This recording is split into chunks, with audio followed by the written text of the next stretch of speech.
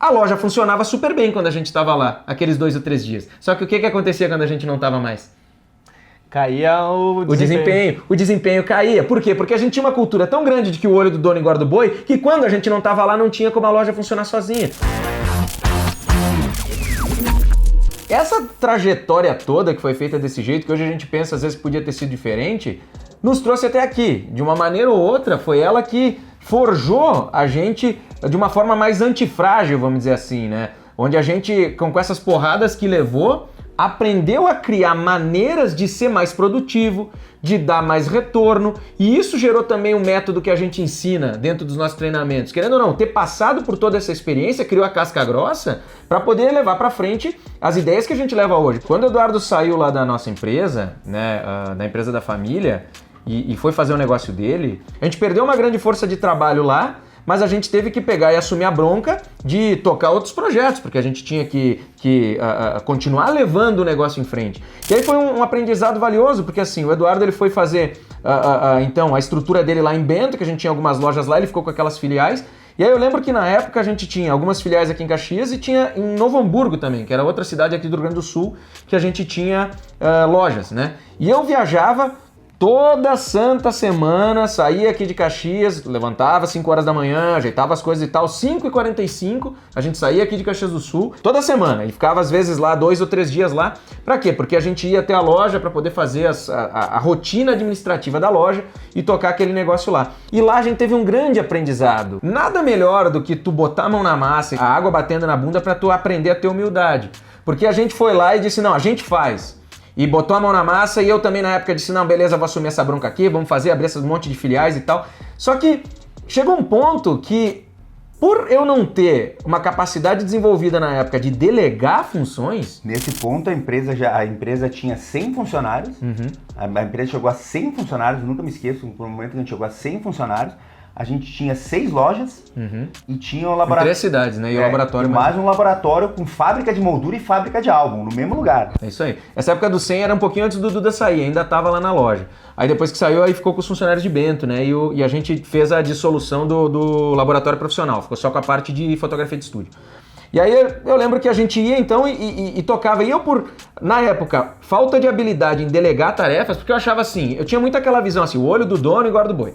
Entendeu? Todo mundo sempre fala isso. E vou falar pra você que tá ouvindo aí, no início do negócio é importante sim, tá? Não pense que não. Por quê? Porque no início do negócio você é responsável por botar o norte daquele negócio, pela paixão do negócio se manter vivo e por manter as coisas organizadas. Só que a partir do momento que o negócio cresce, que você precisa ampliar a equipe, não adianta você ficar achando que você vai conseguir fazer tudo sozinho, porque não vai acontecer. Por que a gente tinha que ir toda semana, 5h45, ir para Novo Hamburgo, ficava lá 2, 3 dias e voltava? Porque nós achávamos que nós tínhamos que ficar em cima da loja o tempo todo para a loja funcionar. Aí, ó, fica aí uma lição para a vida, né, administrativa, para você que pensa em fazer algo parecido. A loja funcionava super bem quando a gente estava lá, aqueles 2 ou 3 dias. Só que o que acontecia quando a gente não estava mais?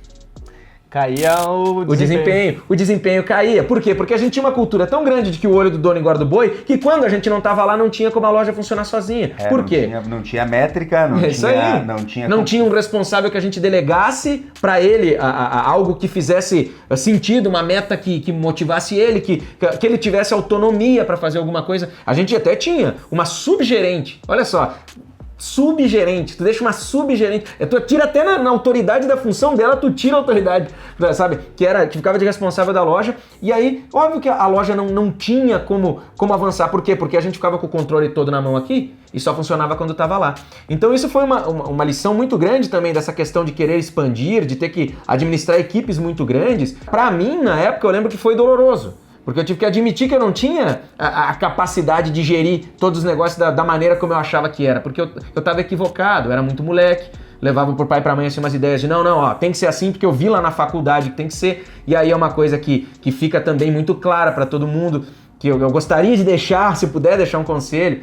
Se capacite, vá aprender, mas saiba que o dia a dia, a mão na massa, é diferente da teoria. E isso você ouve de outras pessoas aí, mas nada melhor que tu tomar na pele pra tu ver lá, não, cara, é o seguinte, lá o cara vai te ensinar o método, é tudo bonitinho, tudo funciona. Agora, quando tu vai lá pro dia a dia, meu amigo, tu tem que lidar com o cara que tá endividado, tu tem que lidar com o parceiro que não quer te atender, tu tem que lidar com o mercado que tá quebrado, o cara que vendeu pra ele e ele foi demitido amanhã. Ninguém te explica isso na faculdade, entendeu? Ninguém te explica como faz cobrança, ninguém te explica como lida com o inadimplente, entendeu? E aí ali no dia a dia, na fogueira ali, tu acaba tomando essas lições. Como manter a equipe motivada. Exatamente. Eles falam umas técnicazinhas, mas tipo... mas é muito superficial, cara. Ninguém te ensina... Por exemplo, eu trabalhava só com mulher lá no meu estúdio, né? Tinha 8 mulheres que trabalhavam comigo. Ninguém te ensina que mulher tem TPM.